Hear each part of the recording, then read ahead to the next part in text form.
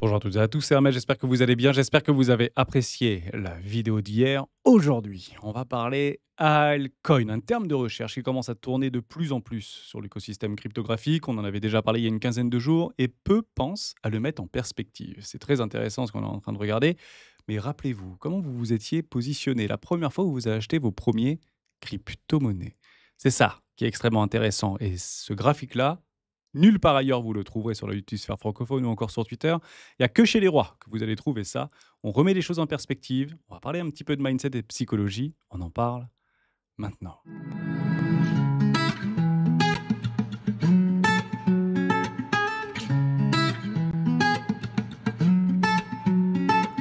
Mais juste avant de commencer, je vous souhaite la bienvenue à toutes et à tous. N'hésitez pas à vous abonner, on est de plus en plus nombreux, ça fait plaisir. Commentez, je lis tous les commentaires sans aucune exception et prends plaisir à y répondre et à liker. Ça fait toujours plaisir. Vous trouverez dans la description une documentation dans le Discord des rois du marché qui s'appelle la stratégie des 4 rois. Si vous n'en avez pas de stratégie, pourquoi pas aller y jeter un petit œil. C'est complètement gratuit, c'est du tupage, facile à lire.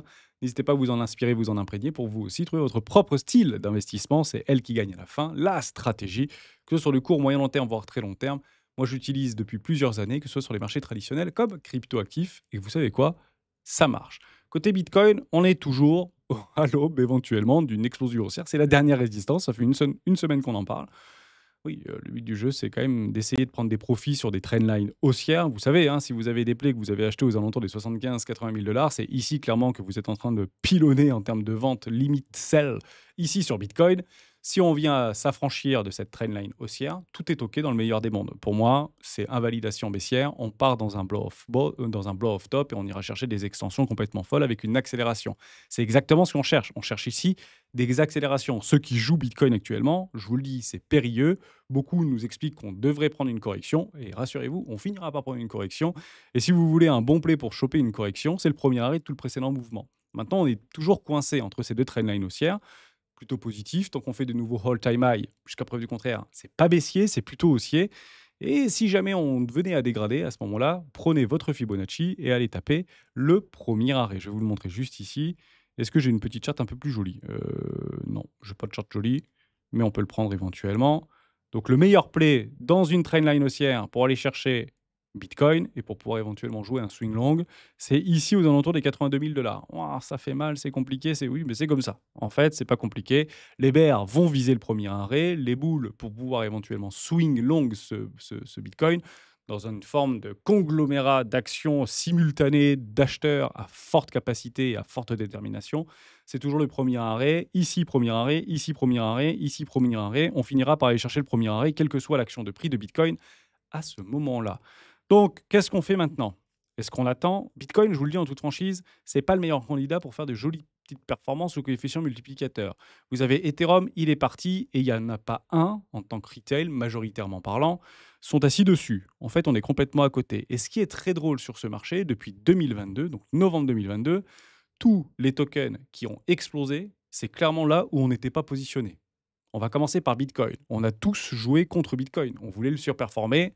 On est en train de se péter les dents. Deux, Ethereum. On était en train de le tuer il y a encore 6 mois. Il n'y a pas un retail dessus, je vous le prouve. Ça a été partagé sur le Discord des droits du marché. Ici, retail en large investor holding. Ça m'a choqué ce truc-là. Il n'y a pas un retail sur cet Ethereum. Ils ont tous capitulé. On est tous partis chez Solana ou quoi? Comment ça se passe en fait? Et derrière, c'est vraiment les large investors. On le voyait, cette charte-là. C'est pas une nouvelle charte sur CryptoQuant. On l'a partagée. J'étais assez déterminé sur Ethereum, sur une anomalie de marché. Et il faut jouer ces asymétries, ces anomalies de marché. Donc là, on se retrouve dans une situation où il n'y a pas un retail dessus, où il n'y a que de la grosse smart money qui arrive franchement à télescoper le prix. Et on est à l'aube de faire un nouveau all-time high sur Ethereum, et c'est juste formidable. Maintenant, dire il faut que Ethereum fasse un nouveau plus haut pour que ma crypto-monnaie fasse un nouveau plus haut, c'est complètement faux, puisque XRP a fait un nouveau plus haut jusqu'à preuve du contraire. XRP propose exactement les mêmes caractéristiques psychologiques que Bitcoin, Ethereum, ou encore les mêmes coins. Personne n'est assis dessus. Voilà. Personne n'est assis dessus, mais celui qui a fait un nouveau all-time high en prenant le cours de tout le monde en l'espace d'une semaine, c'est clairement XRP. Ça veut dire quoi, ça? Ça veut dire que c'est possible, en fait, de télescoper le prix jusqu'à preuve du contraire. Et c'est ça, en fait, qu'il faut essayer de garder à l'esprit au maximum. Il ne faut pas se dire on va faire du saute-mouton entre les altcoins qui ont surperformé, donc elles vont continuer à surperformer. Je pense très franchement que c'est une erreur. Je me dis que côté XRP, quelques milliards de dollars sur n'importe quelle crypto du top 50 permet littéralement à télescoper le prix de 500, 600, 700, 800 ou 1000 donc fois 10. Et c'est ça qu'il faut conserver à l'esprit. Et ce mindset-là, il faut absolument le conserver tant qu'on n'a pas d'invalidation baissière, structurelle. Casser le premier arrêt, casser des trendlines, casser des moyennes mobiles, casser des obliques, casser tout ce que vous voulez. Et actuellement, Bitcoin et le crypto total semblent plutôt nous proposer quelque chose de juste formidable. Je fais juste deux petits trucs très rapidement. Côté Other Bitcoin, on le regarde régulièrement. Actuellement, oh, je vais pas aller là-dessus, je vais aller sur une autre charte. Ce sera beaucoup plus intéressant. On arrive tout simplement sur une résistance oblique, ici. Voilà, on a des trends, on casse les trends, on a d'autres trends, ou big trends, on pourrait parler d'une big trend ici parce qu'elle date depuis très très longtemps. On vient rebondir dessus, on travaille la moyenne mobile 50 périodes, toujours pas de golden cross ici sur Other contre Bitcoin. Donc on joue les dominances contre les dominances et vous le regardez ici, on est peut-être à l'autre de faire une épaule tête-épaule inversée. Donc les épaules tête-épaule inversées, time frame hebdomadaire ou journalière, c'est un retournement de tendance potentiel pour aller chercher l'objectif de cours ici. Et vous le savez, si on vient casser cette barre rouge, cette ligne rouge aux 3 millions, je ne sais toujours pas à quoi ça correspond. Dites-le moi dans les commentaires si vous savez à quoi ça correspond. C'est M là. Millions de quoi en fait? Millions de tokens, millions. Je ne sais pas pourquoi il y a cet indicateur, mais bon, c'est pas très très grave. Si on fait ça, c'est plutôt positif et on pourra vivre une accélération. Intéressant. Donc, il y a beaucoup de personnes qui vont aller regarder quelque chose de très intéressant, mais juste avant, on peut faire un tout petit tour du côté de la dominance. On l'avait dit, si on cassait 60, c'est acceptation, émotion, potentiellement confirmation, et on jouera une accélération. Si on clôture ici en hebdomadaire, on a quand même un bon signal d'accélération baissière sur la dominance Bitcoin contre le reste du cryptoactif. Oui, c'est très guidé et très lead par Ethereum. Mais et c'est toujours pareil, on l'a fait la vidéo d'hier. D'abord Bitcoin, ensuite Ethereum, et ensuite le reste du crypto marché. Donc, on est quand même dans le bon train. Il faut conserver ce mindset-là. Pour l'instant, rien n'est différent. Ne pensons pas que c'est différent, encore une fois. Quelques exceptions près, je vous l'accorde. On fait deux petites news, après je vais vous montrer quelque chose que personne ne vous montre.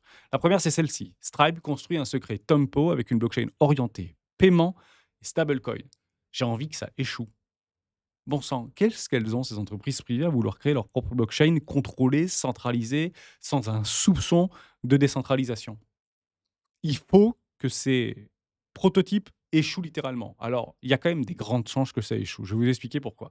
Puisqu'il nous explique dans ce texte, donc c'est passé hier, que ce sera EVM compatible avec la blockchain Ethereum et plus tard d'autres blockchains. Formidable! Ils sont 5 personnes à bosser dessus. OK, bon courage. J'espère que vous n'allez pas vous faire hacker parce que partez du principe qu'il y a quand même un paquet de bonhommes qui se sont fait hacker, beaucoup de projets qui se sont fait hacker. Et si on commence à bombarder de la blockchain contrôlée et centralisée sur des entreprises privées, on peut parler de Stripe, on peut également parler de JP Morgan, on peut aussi parler de Goldman Sachs, on peut également parler de beaucoup de grosses entreprises, notamment avec Société Générale ici en Europe, en France et en Europe, ça finira très probablement par échouer. Je pense qu'il n'y aura pas d'adoption sur ces blockchains-là. Et s'il y a une adoption sur ces blockchains-là, ce sont des adoptions institutionnelles. Il y a pas beaucoup d'argent chez les institutionnels. En fait, les institutionnels vont diriger l'argent. C'est le retail qui fait la croissance. C'est le retail, en fait, qui crée la consommation. Donc, si on veut voir une appréciation au niveau de ces écosystèmes, ça passera par le retail. Et j'ai comme un doute que le retail utilise ces technologies-là, tout simplement. À suivre. Ça aussi, c'est super intéressant. On a quand même un billet assez. Je l'ai également, j'ai un petit billet contre rien, puisqu'on est toujours sur résistance. Et en fait, c'est tout à fait logique. Dans ma construction émotionnelle et psychologique, et stratégique ou technique, quand on arrive sous des résistances, moi, il y a un truc qui fait, ça bloque. Donc, c'est mon esprit qui bloque. Maintenant, si on regarde avec beaucoup de recul et qu'on va regarder du côté de Bitcoin News 21, bah, c'est quoi? Bah, c'est qu'on est au moins à la moitié du chemin. En fait, 230 000 dollars, c'est clairement l'objectif d'Hermès. On est entre les 115 et les 120 000 dollars depuis maintenant quelques jours, voire quelques semaines. On est à la moitié du chemin. Et tous nos indicateurs on-chain ou structurels de signaux techniques de fin de cycle nous expliquent qu'on est au milieu du chemin. Il n'y a pas un signal qui s'est déclenché. En fait, la plupart de nos signaux, il n'y a pas un signal, ouais, il y a aucun signal qui s'est déclenché. La plupart de nos signaux de market cycle indicator nous expliquent qu'on est à la moitié du chemin. Donc vous voyez qu'on a encore peut-être un petit peu de temps avant de éventuellement mettre la clé sous la porte ou vouloir se barrer. Et ça peut aller très vite. Et c'est ça qu'il va falloir avoir. Il va falloir avoir une accélération. Cette accélération, elle sera très probablement donnée où? Lorsqu'on viendra s'affranchir de ces fameux 125 000 dollars et accepter. Et il faudra franchement qu'on ait cette accélération. Si on n'a pas cette accélération, je ne serai pas forcément confiant. Et je pense qu'on aura une accélération, soit dit en passant. Maintenant qu'on a ça, je vais vous montrer quelque chose que personne ne regarde. Bon, ça, c'est pas ça, puisque ça, tout le monde le regarde, on va pas se mentir.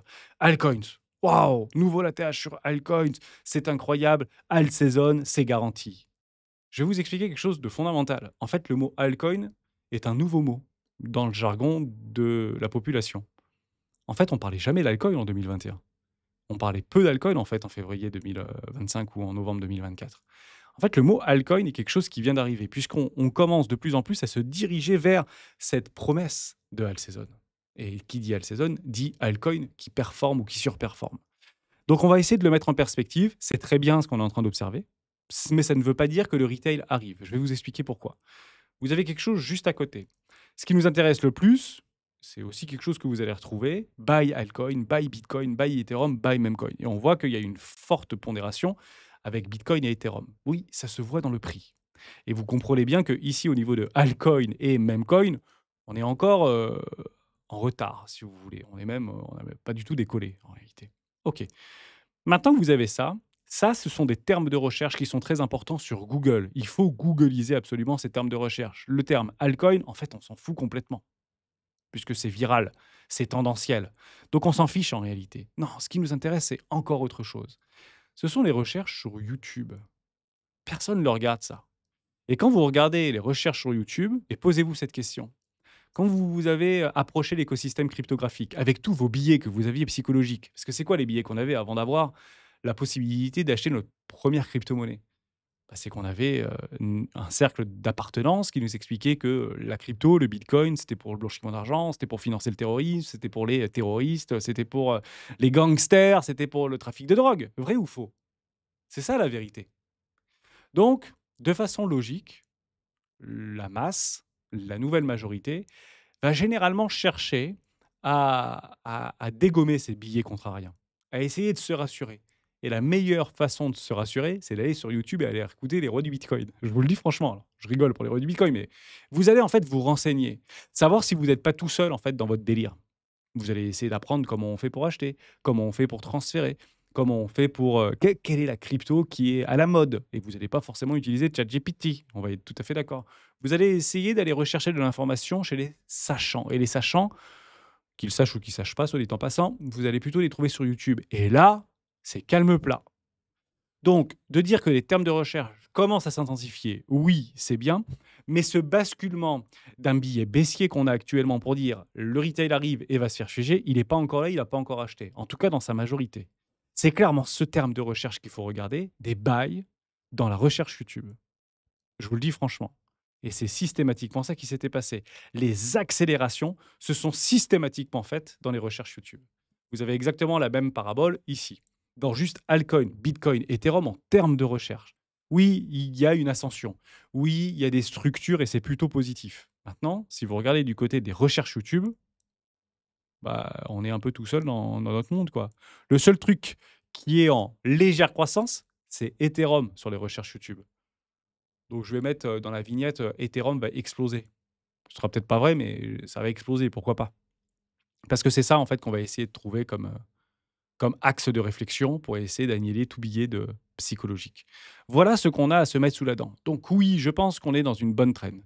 Rien n'est baissier dans ce qu'on est en train d'observer. Il faut vraiment être au courant par rapport à ça. Je n'ai pas un indicateur technique qui clignote, hormis sur les toutes petites time frames et encore bon courage parce qu'on est en train de partir en TGV. C'est clairement ça qui va potentiellement pouvoir nous aider, c'est si on vient à s'affranchir, la seule chose qu'il faut observer, d'ailleurs on l'avait dit avec Géo sur la vidéo d'avant-hier, c'est il faut 2 bougies, daily. Donc bon, on a eu la première sur Bitcoin, jusqu'à preuve du contraire. On est peut-être en train de vivre la deuxième. Maintenant d'aller chercher le gap CME. Je finirai là-dessus parce que je sais que ça nous tracasse. Je sais que ça nous fait, un petit peu, réfléchir. Je vais vous faire une confidence sur ces gaps CME. Vous avez 90 de chances de tous les combler. 90 de chances de tous les combler. Les seuls gaps qui sont censés ne plus être comblés sont des gaps de rupture. Les gaps de rupture, le dernier qu'on a vécu, c'est ici, sur les 17 200 $. Pourquoi?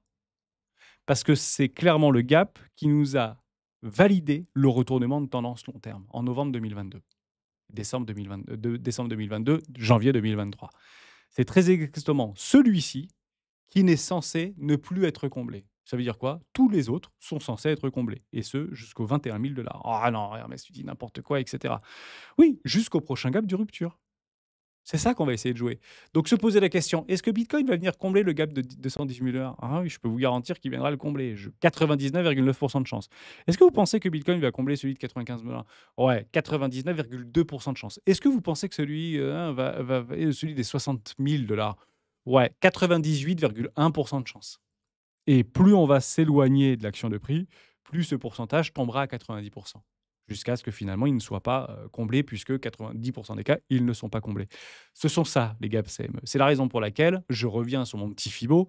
Si vous voulez vous positionner, bah, vous n'avez pas 36 solutions. Soit vous le swing, premier arrêt, et actuellement, il se trouve sur les 88 000 $, soit zone de rechargement d'achat entre les 618, 67 000 $ et les 786, 50 000 $. Ça, c'est rationnel. Après, Bitcoin n'est pas forcément rationnel ici et on essaye de tenter à nous faire croire cela. Dernière petite chose que je voulais vous montrer, j'aime bien aussi cette charte-là, par rapport à mes cercles Fibonacci et mes, pas mes obliques, enfin même si ce sont des obliques, puisque là je suis en logarithmique, donc ce sont en fait des paraboles en réalité, puisque sur un logarithmique, bah, on ne tire pas des droites, on fait des courbes tout simplement, puisque on linéarise une croissance exponentielle, donc ça crée des courbes tout simplement, et on bloque. Hein, vous voyez que ces mêmes trendlines qui à droite, on a exactement les mêmes ici, et on vient juste la taper. Je pense qu'on est dans la semaine où on va venir s'y affranchir. Donc, j'ai quelque chose dans la tête qui me dit, tant qu'on n'est pas au-dessus, bah, on n'est pas au-dessus, donc on peut toujours retracer, aller chercher des plaies, pourquoi pas aller taper les 103 000 heures. J'en ai pas la moindre idée, pour être tout à fait honnête avec vous. C'est tout simplement dans ces zones de prix que je potentiellement prendrai des trades. Ici, je ne les prends pas, sous résistance encore moins, mais si on venait s'y affranchir, je serais très attentif de la dégradation au niveau de la Bitcoin dominance et de voir quelle crypto-monnaie continue à performer. Est-ce qu'on reste dans la même petite musique, celles qui ont des cryptos sur lesquelles on n'est pas assis dessus, et honnêtement, vous en avez probablement dans votre portefeuille. Moi, j'en ai. Atom, Cosmos, vous n'êtes pas très nombreux à être assis dessus, je vous le dis franchement. Et c'est une crypto. Je vais vous donner le fond de mon je finirai là-dessus. Alors, on fera moins de 20 minutes, c'est juste formidable. La conclusion de ma thèse d'investissement de 68 pages, en me surpondérant de Atom Cosmos, même si Ethereum a surpondéré mon portefeuille un court instant parce que bah, ça s'est plutôt bien passé pour moi, donc la surperformance a fait que ça m'a surpondéré. Je pense franchement que toutes les blockchains d'infrastructure, d'utilité, de tout ce que vous voulez, mourront ou iront construire sur le Cosmos Hub. Je répète, toutes les blockchains d'infrastructure, Layer 1, sans exception, construiront et s'interopéreront avec le Cosmos Hub ou mourront dans les 5 à 10 prochaines années. En fait, j'ai renforcé une idée que le Cosmos Hub n'est ni plus ni moins que la garantie de la survie de l'écosystème blockchain décentralisé. Même Ethereum finira par rejoindre le Cosmos Hub et de s'interopérer de façon native dans le Cosmos Hub. C'est clairement ce qu'ils sont en train de construire. Toute volonté de faire chambre à part sera très probablement considérée comme un échec cuisant et une mort lente et une agonie lente obligatoire, quasiment certaine. Il y a peut-être des exceptions, et ces exceptions, je vais vous les donner. Ce sont les tokens d'exchange. Pourquoi? Je vous en donne un. Binance. J'étais encore dessus ce matin. Ça m'a refait penser à la première vidéo que j'ai fait des rois du Bitcoin sur la stratégie des 4 rois. J'ai acheté, moi, du BNB à 13 $. Je m'en rappelle comme si c'était hier. Si je l'avais gardé jusqu'à aujourd'hui, et vous comprenez bien que c'est pas si évident, j'aurais fait x50. Bon, c'est bien. J'avais 3 000 $ en BNB, x50, c'est pas mal. Hein, je vous le dis en toute franchise. Mais finalement, j'avais tout vendu parce que quelqu'un m'avait dit que BNB ne dépasserait jamais les 40 $. Voilà, donc n'écoutez pas les gens, n'écoutez que vous et renforcez vos propres thèses d'investissement et utilisez-nous comme des billets supplémentaires et non pas comme des catalyseurs directionnels, puisque ça ne fonctionne pas. Atom peut finir à zéro, comme tout peut finir à zéro, évidemment. La seule chose qui diffère de BNB, de BGB, de BitGet, de MNT, de Mantle, de Bybit ou le Borg de Swissborg, c'est qu'ils n'ont pas besoin de leur foutu token pour pouvoir gagner de l'argent. Dites-moi un autre écosystème blockchain où ils n'ont pas besoin de sell du token pour pouvoir vivre et payer des salaires. Ethereum, c'est le champion du monde de sell limite. Je vous le dis en toute franchise. Alors oui, on n'a pas envie de le voir, mais la vérité, c'est que pour payer la fondation Ethereum et payer les développeurs, pour pouvoir les incentiver, il faut sell limite de l'Ethereum. Et de façon illimitée, puisque Ethereum n'est pas Bitcoin. Ethereum a une capacité de supply illimitée jusqu'à preuve du contraire. Intéressant. Donc, vous partez bien du principe que si aujourd'hui le BNB, dans une promesse de construction de l'écosystème cryptographique long terme, le BNB n'a pas besoin de vendre des tokens pour pouvoir financer ses activités commerciales. Au contraire, on peut même penser que Binance ou CZ, même lui qui est fort pondéré en BNB, bah, peut même en acheter, continuer à en burn, parce qu'ils n'en ont pas besoin pour pouvoir continuer à co-construire cet écosystème. Même si au fond, en fait, ils vendent du BNB pour pouvoir développer BNB, puisque c'est censé être décentralisé, c'est censé appartenir à la communauté, c'est pas censé appartenir à Binance. Mais au fond, si jamais ça sent le roussi, partez du principe que, bah, Binance ne va pas vendre du BNB pour pouvoir renflouer ses caisses, de Binance puisque, bah, aujourd'hui, c'est largement rentable, 250 millions d'utilitaires. Ça, c'est la première chose. Ils n'ont donc pas besoin, pour faire fonctionner leur business, découvrir un business model viable, de vendre du token. Ce qui est très positif et ça, c'est propre à tous les tokens d'exchange. C'est la raison pour laquelle si vous avez du CRO, du MT, du Borg, moi, je suis ultra bullish sur les tokens d'exchange. J'ai 8 exchanges, j'ai 8 tokens d'exchange, je vous le dis en toute franchise. Et honnêtement, s'il y en a bien qui m'ont pas encore déçu, c'est bien ceux-là. La deuxième chose, c'est qu'ils ont une puissance marketing inouïe. Bah oui, en 2 secondes, Binance peut mettre en gros plan largage BNB, airdrop BNB, Launchpass 400% de API garantie pendant 3 mois sur BNB. En fait, ils ont une force de frappe marketing de réseautage extraordinaire sur leur propre token. Vrai ou faux? Alors ça peut être bon comme Biedmi ou comme, GBD ou, le Bitgetcoin, le BGB. Ça peut être parfois un petit peu plus dévastateur sur le CRO quand on décide de déburner des tokens qui sont censés n'être pas récupérables. Mais ça, c'est quelque chose de très important et je viens de vous résumer quoi? Un truc fondamental. OK, juste le bon sens. La performance est sous-jacente d'un FOMO. Si vous n'avez pas besoin de vendre vos tokens pour pouvoir vivre et si vous avez une forte marketing complètement folle, ça crée et ça alimente tout simplement le FOMO et la performance. C'est la raison pour laquelle ne jetez pas BNB hein, par la fenêtre, ne jetez pas. Et d'ailleurs, peut-être un actif de top qui pourrait être intéressant, c'est donc le airdrop et le largage de Base, hein, de la blockchain Layer 2 de Base, de Coinbase, qui est construit sur Ethereum et qui finira bien par larguer son token. Il l'a dit, ils l'ont dit, hein. Donc ça pourrait être éventuellement un bel événement de communication pour pouvoir nous faire FOMO au pire moment, comme il l'avait fait en 2021 et l'action Coinbase avait perdu 70%. Sur ces belles paroles, vous avez toute ma représentation psychologique, mon narratif, ma thèse d'investissement, là où je suis bullish, là où je suis attentif. Et il faut tout simplement que, si c'est bullish, on casse des résistances. Et peut-être qu'on le fera aujourd'hui. On se retrouve demain pour le live des rois du Bitcoin. Ciao.